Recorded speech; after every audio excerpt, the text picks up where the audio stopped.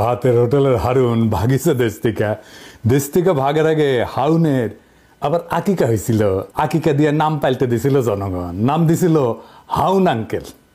হাউন uncle একজন গরিব police officer ছিল, তাই মাঝে মাঝে ইমতে ফ্রিল্যান্সিং করেছিল। দেশে এখন নতুন হাউন আঙ্কেল আসিছে। শুনেন নতুন হাউন আঙ্কেল কি বলে। জামাত ইসলাম একটি ধর্মান্ধ, একটি উগ্রপন্থী দল। তারা ধর্মকে নিয়ে ব্যবসা করতে চায়। আর পরিষ্কার কথা, পরিষ্কার স্পষ্ট কথা আমি কয়েকদিন আগে বলেছিলাম যে যারা এই ধর্ম ব্যবসায়ী তারা ধার্মিক নয়। আর ধার্মিক তারাই যারা ধর্মভীরু এবং যারা আল্লাহকে ভয় করে। আমার এলাকায় বীরশ্রেষ্ঠ ক্যাপ্টেন মহিউদ্দিন জাহাঙ্গীর সাহেব শাহিদ রয়েছেন। উনি রাজাকারদের দ্বারা নিহত হয়েছেন, পাকিস্তানি সেনাবাহিনীর দ্বারা নিহত হন নাই। শেখ মুজিব সাধারণ ক্ষমা ঘোষণা করেছিলেন, শেখ হাসিনা এসে বিচার শুরু করেছিলেন। আজকে তারা যেভাবে আস্ফলন করে বেড়াচ্ছে, আমি মনে করি যে যুদ্ধ অপরাধীদের বিচার কন্টিনিউ করা দরকার রয়েছে। সে বলিছে জামাত ধর্ম ব্যবসা করিচ্ছে, তাই না? হাসিনা মানবতা বিরোধী অপরাধ ট্রাইব্যুনাল করে জামাত নেতাদের বিচার করে ফাঁসি দিয়ে ঠিকই করেছে, আর জামাত ধর্ম ব্যবসা করে। হারুন ভাই হাঙ্গারের সাথে পলিটিক্স করেছিল রাজশাহীর। আমার চাইতে বড় নেতা ছিল, 3 বছরের বড়। ভাই কইয়াই ডাকতাম, যদিও খুব ঘনিষ্ঠতা ছিল না, কারণ উনি বিশ্ববিদ্যালয়ের আর্মি শহরে রাজশাহী বিশ্ববিদ্যালয়ের 2 জন নেতা শহরের নেতাদের সাথে কাজ করতেন। এক রাগিব হাসান মুন্না আর ছাত্রমৈত্রীর, আর ছাত্রদলের রিজভি ভাই। যাই হোক, হারুন ভাইরে আজ আমি খুব বেশি কিছু কমু না আগের সম্পর্কের খাতিরে। কিন্তু হারুন ভাই, আপনি যদি এরকম বেপরোয়া ইন্ডিয়ান লাইনের রাজনীতি চালায় যেতে থাকেন, প্রমিজ আপনারা আমি হাউন আঙ্কেল বানাই দেবো। কেন আপনি ইন্ডিয়ান লাইন পার্সু করিচ্ছেন এটা দেখে দেবো। আপনি কোন আক্কেলে মানবতা বিরোধী অপরাধের সাফাই গাইয়া এটারে চলমান রাখার প্রস্তাব রাখলেন? আপনার নেত্রী খালেদা জিয়া কি বলছিল তার একটা ভিডিও শুনি আগে, আপনারাই শুনাই, বোধহয় শুনেন নাই, শুনেন। 4 দলীয় জোটের নেতা তাদের মিথ্যে মামলা দিয়ে মতিউর রহমান নিজামী, মুজাহিদি, সাইদি, দেলোয়ার হোসেন সাইদি, কামরুজ্জামান, কাদের মোল্লা, এদের সবাইকে তারা মিথ্যে মামলা দিয়ে গ্রেফতার করে রেখে দিয়েছে। এইবার আসেন তিনি নানা সময় কি বলছেন সেটা। সংসদে বিরোধী দল সেই সময় বিএনপির স্থায়ী কমিটির বৈঠক শেষে খালেদা জিয়া বিবৃতিতে জামাত নেতাদের অবিলম্বে মুক্তি দাবি করে বলছেন, জামাতে ইসলামের শীর্ষ 3 নেতা মতিউর রহমান নিজামী, আলী হাসান মুজাহিদ এবং দেলোয়ার হোসেন সাইদিকে গ্রেপ্তারের ঘটনা চরম স্বৈরাচারী পন্থায় রাজনৈতিক নিপীড়নের এক জঘন্য নজির। সুপ্রিম কোর্টের আইনজীবী সমিতির নবনির্বাচিত কর্মকর্তাদের এক সম্বর্ধনা অনুষ্ঠানে প্রধান অতিথির বক্তৃতায় খালেদা জিয়া বলছিলেন, বিচারের নামে প্রহসন এবং বিনা বিচারে আটকে রাখার এক জঘন্য ফাঁদ যুদ্ধাপরাধের বিচারের নামে গঠিত আন্তর্জাতিক অপরাধ ট্রাইব্যুনাল। এই ট্রাইব্যুনালের আইন, বিধি ব্যবস্থা, তদন্ত ও গঠন প্রক্রিয়া কোনো কিছুই স্বচ্ছ কিংবা আন্তর্জাতিক মানসম্পন্ন না। আন্তর্জাতিক মহল থেকে সে কথা পরিষ্কারভাবে বলে দেওয়া হচ্ছে। তবুও সরকার এই বিচারের নামে বিরোধী দল দমনের পথ বেছে নিয়েছে। এমনকি নয়াপল্টনে বিএনপির কেন্দ্রীয় কার্যালয়ের সামনে 4 দলীয় জোটের সমাবেশে খালেদা জিয়া যুদ্ধাপরাধের বিচারের নামে প্রহসন চলছে বলে দাবি করছিলেন। যুদ্ধাপরাধের বিচারকে রাজনৈতিক উদ্দেশ্য প্রণোদিত প্রহসন ছাড়া কিছুই নয় বলে অভিযোগ করে খালেদা জিয়া বলছিলেন, প্রধানমন্ত্রী একসময় জামাতে ইসলামকে পাশে বসায় রাজনীতি করছেন, তখন কোথায় ছিল যুদ্ধাপরাধ? জামাত তখন এত প্রিয় ছিল, আর এখন কেন এত খারাপ হইল? এক সময় তো একসঙ্গে নির্বাচনও করছেন। এখন যাদের যুদ্ধাপরাধের অভিযোগে বিচার করা হচ্ছে তাদের বিচার মানুষ মানে না। বিএনপির ক্ষেত্রে একই জিনিস চলে। জামাতের সাথে রাজনীতি করছেন, ঐক্য করছেন, নির্বাচন করছেন, সরকার গঠন করছেন, এখন জামাত তো খারাপ হয়ে গেল। তো হারুন ভাই, আপনি খালেদার যে চাইতে বড় বিএনপি হয়েছেন। হ্যাঁ, 2018 সালের নৈশ ভোটের নির্বাচনে বগুড়া সদরের আসনটা ছাড়া, কারণ ওইখানে বগুড়া সদরে কারো কারচুপি করার ক্ষমতাই নাই, আওয়ামী লীগ চাইলেও পারতো না কারচুপি করতে, তাই ওই সিটটা বাদ। ওই সিট বিএনপি পাবেই। বাকি সব আসন যেখানে জাতীয় ঐক্যফ্রন্টের ক্যান্ডিডেট জিতেছিল, তাদের সাথে ইন্ডিয়ার গভীর সম্পর্ক ছিল, তাদেরকে জিততে দিছিল। যেমন ধরেন সুলতান মোহাম্মদ মনসুর, উকিল সাত্তার জিতেছিল না, হারুনও জিতেছিল। আমরা জানতে চাই কেন হারুনের সিট হাসিনা ছেড়ে দিছিল। তো হারুন ভাই যে বলিছে যে জামাত ধর্ম ব্যবসা করে, এটা নিয়ে আলাপ করি। আসেন ধর্ম ব্যবসাকে ডিফাইন করে নি, কাকে বলে। ধর্ম ব্যবসা বলতে বোঝানো হয় এমন একটা অনৈতিক কর্মকাণ্ড যেখানে ধর্মীয় বিশ্বাস, আচার অনুষ্ঠান বা মানুষের ধর্মীয় অনুভূতিকে ব্যবহার করিয়া আর্থিক লাভ বা ব্যক্তিগত স্বার্থ হাসিল করা হয়। এটা শুরু হয় মধ্যযুগে। খ্রিস্ট ধর্মের বিভিন্ন ধর্মীয় প্রতিষ্ঠান 2 ভাবে এই ধর্ম ব্যবসা করত। যিশু যে ক্রুশে ক্রুশবিদ্ধ হয়েছিল, ওই ক্রুশের অংশকে বলা হয় রেলিক বা পবিত্র অবশেষ। এইটা বিক্রি বা প্রদর্শনের মাধ্যমে অর্থ সংগ্রহ করত চার্চ। আর 2 নম্বর হচ্ছে স্বর্গপ্রাপ্তির গ্যারান্টি বিক্রি করার ঘটনা। এইটা প্রধানত ক্যাথলিক চার্চের মাধ্যমে পরিচালিত হইতো। এইটা পরিচিত ছিল ইনডালজেন্স নামে। এমন একটা ধর্মীয় নীতি যেখানে পাপের শাস্তি কমানোর বা মাফ করার প্রতিশ্রুতি দিয়া চার্চ অর্থ গ্রহণ করত। এইখান থেকে ধর্ম ব্যবসা শব্দের উৎপত্তি। জামাত কি হারুনের কাছে কোনো ধর্মীয় পণ্য বেচেছে? হাসিনার গুণগান করতে করতে কাইট হয়ে যাইতো হারুন। দেখেন উন্নয়নের প্রশংসা করতে করতে কাইট। আবার একবার চাঁপাইনবাবগঞ্জে কোন এক ট্রেনের উদ্বোধন করবার যায় নাকি হাসিনা হারুনের খোঁজ করেছিল, সেটা তো একেবারে কাইট হয়ে পড়েছিল। দেখেন, যাই হোক, আজকে হারুনরা আর কিছু কইলাম না, আরেক মাল দেখি। খালেদা জিয়ার উপদেষ্টা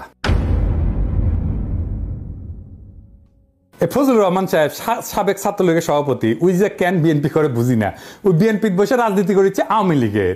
ওই খালেদা জিয়ার নাকি উপদেষ্টা। তো খালেদা জিয়া কি উপদেশ দেয়? এইটা সাহেব, ওই যে ওইটা দেখান না, শেখ মুজিব খুব খারাপ লোক কইয়া যে বাণী দিছে সেটা দেখান। এই দেশের সবচেয়ে খারাপ মানুষের নাম হলো শেখ মুজিবুর রহমান। ৩রা জানুয়ারি বঙ্গবন্ধু শেখ মুজিবুর রহমান ৭১ সনে রেসকোর্স ময়দানে মিটিং করে বলল, ৬ দফার দাড়ি ক্ষমা সেমিকোলন বাদ দিয়ে যদি আমরা কেউ আপোষ করি, আপনারা আমাদেরকে জ্যান্ত কবর দিবেন। সে আপোষ না করে শেখ মুজিবুর রহমান খুব খারাপ কাম করছে। এই খারাপ কাজ করার কারণেই দেশটা মুক্তিযুদ্ধ পর্যন্ত পড়ছে। বঙ্গবন্ধু শেখ মুজিবুর রহমান ২৫শে মার্চ পর্যন্ত ইতিহাসের ক্যাপ্টেন। সে ১৯৬৬ সন থেকে ১৯৭১ সন পর্যন্ত ইতিহাসের মুক্তিযুদ্ধের ক্যাপ্টেনের নাম হলো শেখ মুজিবুর রহমান। এখানে জিয়াউর রহমান একটা সেঞ্চুরি মারছে নতুন প্লেয়ার হিসাবে। আর যে পাকিস্তানি সুন্দর সুন্দর ছেলেরা এসে আমাদের সুন্দরী মেয়েরা বিয়া করিয়া করাচি পিন্ডিতে নিয়ে যাইতো, আর আমরা মনে করতাম আমাদের বাগনা বাগনি গুলা খুব সুন্দর হয়েছে। এটা থেকে শেখ মুজিবুর রহমান আমাদেরকে বঞ্চিত করছে। খুব খারাপ মানুষ শেখ মুজিবুর রহমান। শুনলেন তো, এটা বিএনপির নেতা নাকি আওয়ামী লীগের নেতা? আরো শুনেন কি কয়। ছাত্রদের কোনো কন্ট্রিবিউশন ছিল না জুলাই আগস্ট বিপ্লবে, ৯০% বিএনপির কর্মী। জনতার সেই অবস্থার মধ্যে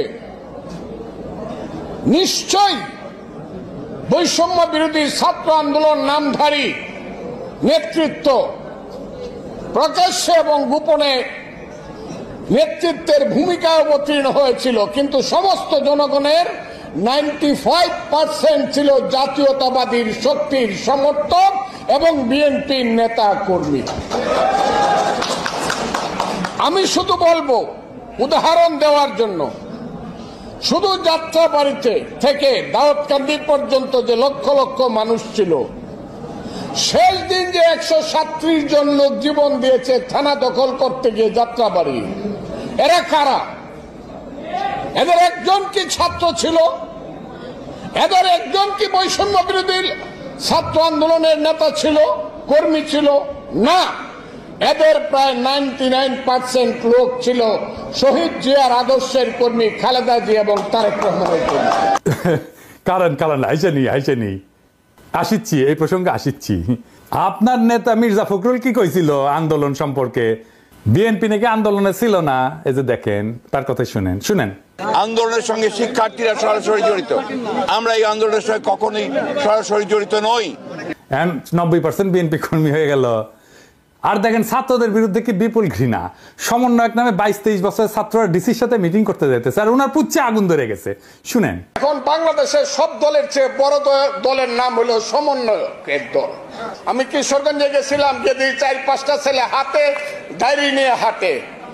আমি কেন আসছিলাম? ডিসি সাহেবের সঙ্গে মিটিং করতে আসছি। কোন ক্লাসে পড়ো? কলেজে ফার্স্ট ইয়ারে পড়ি, গুরুদয়াল কলেজে। এইভাবে ৩টা জেনারেশন নষ্ট হয়ে যাচ্ছে বাংলাদেশের। কারণ সমন্বয়ক হইলে পরে ফার্স্ট ইয়ারে পড়েই ডিসি সাহেবের সাথে মিটিং করে প্রজেক্ট করা যায়। এইবার দেখেন নিজেই কি কইতেছে, যে ও নিজে, ফজলুর রহমান নিজে যখন ওই বয়সে ছিল, ওই বয়সে ৩২ জনের মারছে, যারে কইছে তারই মারছে, তার সাঙ্গপাঙ্গরা। এই যে শুনেন, আমরা ছোটখাটো মানুষ, কিন্তু আমি যে 23 বছরে যে পাওয়ার পাইছিলাম, এখন ইউনূস সাহেবের সেই পাওয়ার নাই। আমি আবারও বলছি, 23 বছর বয়সে আমার হাতে যে পাওয়ার ছিল মুক্তিযোদ্ধা কমান্ডার হিসাবে, আমি ইচ্ছা করলেই বলতে পারতাম, ও এরে ফেলায় দে। 16 ডিসেম্বরের আগে এ রাজাকার আমার বিরুদ্ধে যুদ্ধ করছে, ফেলায় দে। 15 জনকে গুলি করে আমার যে সৈনিকরা ছিল, মুক্তিযোদ্ধারা ছিল, ফেলায় দিয়েছে গাঙ্গের পারে। দেখেছেন তা মুরব্বী, আপনার কি আদৌ ডিসিদের সাথে মিটিং করে ছাত্রদের নিয়ে ইনকা বিষোদ্গার করা উচিত? ওরা বিরোচিত কাজ করেছে, দলে দলে কাতারে কাতারে জীবন দিয়া সারা দেশের মানুষের জায়গায় তুলছে, ঐক্যবদ্ধ করছে। আর আপনার এখন পৌরুষ জায়গায় উঠছে না, আপনি কইতেছেন কোনো কন্ট্রিবিউশন নাই। আপনি হুশে আছেন মুরব্বী? আপনি মুরব্বী মানুষ, বেশি কিছু কমু না। আপনারা করেছেন কি? ঈদের পরে আন্দোলন কইরা কইরা তো বছরের পর বছর পার করেছেন, এখন গলাত প্রচুর জোর এসেছে না? আপনাদের তো মির্জা আব্বাস কইছে 28 অক্টোবর প্রাণ ভয়ে প্রতিরোধ গড়ে তুলতে পারেন নাই, এখন পাঙ্খা গজাইছে, হিংসা হয় ছাত্রদের, আপনারা হাত মারিছেন, বুঝেছেন? 16 বছর ধরে হাত মারিছেন, ছাত্ররা পাইরা ফেলা মেরে দিচ্ছে 3 সপ্তাহে হাসিনার। ফাল পারা বন্ধ করবেন, আবার ফাল পারবেন তো পাবলিকে কলে পাইরা ফেলবে, খুব খেয়াল। এইগুলা হইতেছে বাকশালী ডিম, বুঝছেন? বিএনপির বাসাত রাখিছে, বিএনপি তা দিচ্ছে এগুলাতে, এটা ফুটে বাকশালী চাও বাড়াবে। এবার বলেন, এই যে ভারত ঘেঁষার বাম এলিমেন্ট গুলা কই থেকে বাইর হইতেছে বিএনপির মধ্যে থেকে, আর প্রমিনেন্স পাইতেছে, এত মিডিয়া কভারেজ পাইতেছে, এইখানে আছে বিএনপির আগাম নির্বাচনের দাবির প্রশ্ন। বিএনপির আগাম নির্বাচন এটা ইন্ডিয়ান গেম। এবার কইবেন যে কইলেই হলো, আমি কোনো অনুমান করে কথা বলি না। আপনি দেখেন বিনা সিক্রি কি কইতেছে, সে বাংলাদেশে 111-এর আগে ইন্ডিয়ান হাই কমিশনার ছিল, সে আগে নির্বাচন পরে সংস্কার, এই আইডিয়ার প্রবক্তা, শুনেন তার মুখে শুনেন। The political parties of Bangladesh are saying this to Mohammed Yunus. Elections first. The reforms are to be done only by an elected government. This is business. এইবার যে এই ইন্ডিয়ান যে প্ল্যান, এবার বুঝিছেন? বিএনপি কে তো জবাব দিতে হবে, কেন বিনা সিক্রি তাদের দাবির পক্ষে কথা বলে। বিএনপি যে নির্বাচন করিচ্ছে, এটা কি ঠিক কাজ হচ্ছে? তার আগে প্রফেসর ইউনূসের সরকারের সমালোচনা করে নিয়ে এটা বলার দরকার আছে, কারণ বিএনপির এই নির্বাচন করে সিক্কর পাড়ার পিছে প্রফেসর ইউনূসের সরকারের দায় আছে। তো কেন বিএনপি নির্বাচনের দাবি তুলতে পারতেছে সেটা আলাপ করা দরকার না? আসেন করি। প্রফেসর ইউনূসের সরকার তো এমনিতে স্লো, এমন উদ্ভট ডিসিশন নিতেছে যে ডায়পার পরে উপদেষ্টারা, পাবলিক বিরক্ত হইতেছে। দৃশ্যমান উন্নতি আছে কিন্তু তাও পাবলিক বিরক্ত হইতেছে। এই যে হাসিনা আমলে 400 টাকা কেজি কাঁচামরিচ খাওয়াইছিল না, এখন কাঁচামরিচ এখন কত, 40 টাকা কেজি, তাও মানুষ বিরক্ত কেন? আমি বলছিলাম না যে ভ্যাট শূন্য করে দিতে হবে ওষুধে, নিত্য ব্যবহার্য ওষুধে, এমন ভাবে নিত্য ব্যবহার্য ওষুধে কমাইতে হবে। আর লাইফস্টাইল ওষুধ মানে ভিটামিন, মিনারেল, প্রোবায়োটিক আর ধ্বজভঙ্গ সারানোর ওষুধ, এগুলোতে সরকারের ভ্যাট বাড়াই দিতে হবে, রাজস্ব যেন না কমে সরকারের। স্বাস্থ্য মন্ত্রণালয় কিন্তু এই প্রস্তাব নিয়ে কাজ করতেছিল, আমার প্রস্তাব গ্রহণ করছিল, তাদের ধন্যবাদ জানাই।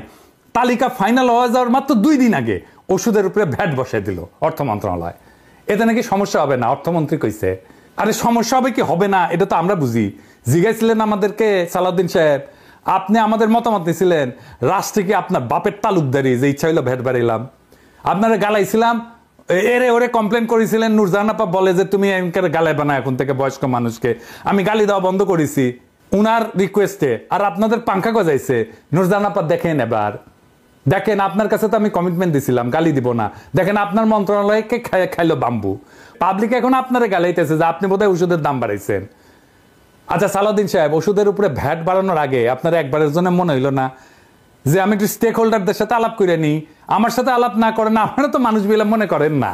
হ্যাঁ বলেন, কার সাথে আলাপ করেছিলেন? আপনি যতই জ্ঞানী হন না কেন, আপনি যত জ্ঞানী হন, যত পাস দেন, যত পিএইচডি করেন, আপনি তো হেলথের পাল্টা বুঝেন, কিছুই বুঝেন না। আপনি তো ডিসিশন কেন নিজে নিজে নেন? বুঝান তো সাউদ্দিন সাহেব, আপনি কথা কইবেন, স্টেক হোল্ডারদের সাথে কথা কইবেন, আমার সাথে কোন বা যার সাথে কোন কথা কনভিন্স করবেন কেন আপনি ভ্যাট বাড়াইছেন ওষুধের উপরে। আমার সাথে কথা কইতে চাইলে মোস্ট ওয়েলকাম, আগে কনভিন্স করবেন, তারপরে ওষুধের উপরে ভ্যাট বাড়াইবেন। আমি কলে আগুন জ্বালাই দেবো, জান কালা কালা করে দেবো আপনার। আমি প্যারিসে থাকলেও ঢাকার রাস্তায় আমি লাখো জনতা নামাইতে পারবো। ওষুধের উপরে ভ্যাট বন্ধ, ফুল স্টপ, 1 পয়সা ভ্যাট বাড়াবেন না। এবার আসেন বিএনপির নির্বাচনের প্রশ্ন। আচ্ছা বিএনপি ভাইরা, আপনারা যে নির্বাচন করছেন, ইকোনমির অবস্থা জানেন?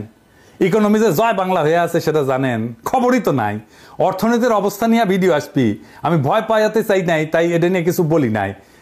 আপনারা বলেছে, আপনারা না বললে আপনারা বুঝবেন না কিসের মধ্যে ল্যান্ড করতে যাইতেছেন। এর মধ্যে রাষ্ট্র ক্ষমতা যাবেন, পারবেন না তো চালাইতে, দেশই চালাইতে পারবেন না, টাকা নাই তো। আর আপনারা কি তৈরি রাষ্ট্র ক্ষমতা নেওয়ার জন্য? আপনার ছায়ামন্ত্রী সভা কই? রাষ্ট্রপ্রধান কে হবে? এইসব কি দেশবাসী জানা উচিত না? এই যে 5 মাসে বেশি গেল, এই সময় অন্তঃসার শূন্য বক্তিমা ছাড়া আর কি দিচ্ছেন? সরকারের নাকি সাহায্য করবেন, কি ভালো সাহায্য করেছেন? এই যে ইন্ডিয়ান ডিসইনফরমেশন ক্যাম্পেইন কিছু করেছেন, এটার মোকাবেলা দল হিসেবে তো আপনার সক্ষমতা দেখতে চাই আমরা। আপনাদের তো খাইয়া ফেলবে ইন্ডিয়া। এখন ভাবিছেন ইন্ডিয়ার সাথে সিস্টেম করেছেন ইন্ডিয়া ঝামেলা দিবে না। যেই মাত্র একটা স্বাধীন নীতির বাস্তবায়ন করতে যাইবেন তখন দেখবেন ওইসব প্রতিশ্রুতির চাঙ্গে তুইলা কোমর বেঁধে নামবে আপনার বিরুদ্ধে। এখন যদি মনে করেন আপনি ইন্ডিয়ার ইচ্ছা মতো চালাইয়া তার মন পাইবেন, পাবলিকে ছাড়বে, আপনাদেরকে ছাড়বে না। আপনাদের জনগণের শক্তির উপরে ভরসা করতে হবে। এই যে 31 দফা দিচ্ছেন পুরাই তো বুলশিট। একটা এক্সাম্পল দিই, হ্যাঁ, মনে কিছু কইরেন না, আপনাদের কইলে তো মনে কিছু করেন। বিএনপির 31 দফার 25 আর 26 দফা আছে স্বাস্থ্য নিয়ে কথা। দেখি আমি পড়ে দেখি, স্বাস্থ্যকে সম্পদ হিসাবে বিবেচনা করে সবার জন্য স্বাস্থ্য এবং বিনা চিকিৎসায় কোনো মৃত্যু নয়, এই নীতির ভিত্তিতে যুক্তরাজ্যের আদলে সার্বজনীন করা হবে, মানে সার্বজনীন স্বাস্থ্যসেবা করা হবে। স্বাস্থ্যসেবা প্রবর্তন করে সবার জন্য স্বাস্থ্য কার্ড চালু করা হবে। জাতীয় বাজেটের স্বাস্থ্য খাতে জিডিপির 5% অর্থ বরাদ্দ করা হবে। আপনার কি জানা আছে এনএইচএস এর যুক্তরাষ্ট্রের মডেলটা কি? এটা বাংলাদেশের জন্য আসলে উপযুক্ত কিনা? আপনার কোনো ক্রিটিক্যাল সেন্স আছে? আসেন এটা আলোচনা করি না, আওয়ামী লীগের সমালোচনা করি। আমি সেই সময় কইছি বিএনপি ক্ষমতায় আসুক, আমি ঠিকই সমালোচনা করব। জামাত তো ক্ষমতায় আসিচ্ছে না, তো আমার সমালোচনা করার দরকার কি? ও তো রাষ্ট্র ক্ষমতায় বসিচ্ছে না। কিছু মানুষ আছে যারা সবসময় সরকারি দল করে, আর আমি সবসময় বিরোধী দল করবো। কারণ রাজনৈতিক দলগুলো কখনোই জনগণের স্বার্থ রক্ষা করে না, আপনারাও করবেন না। আমাকে তো আমার জনগণের পক্ষে থাকতে হবে। আপনার নেতারা ইন্ডিয়ান ন্যারেটিভ বলতে থাকবে, মুজিব বন্দনা করতে থাকবে, 72-এর সংবিধান করতে কান্দে বুক বাসাবে, আর আমাকে জিন্দাবাদ দিতে হবে আপনাদের নামে। এই আবদার কেন? আমি কি আপনাদের চাকরি করি নাকি আপনাদের দল করি? হাসিনার বিরুদ্ধে অ্যাক্টিভিজমে মিত্র আছিলেন, আমার অনেক অ্যাক্টিভিজম আপনার পক্ষে গেছে, তাই বলে তো এটা মনে করা ঠিক না যে আমি আপনাদের দল করি। সরকার গঠন করতে না করতে দলের সমালোচনা সহ্য করতে পারতেছেন না, তো সরকার করলে কি করবেন?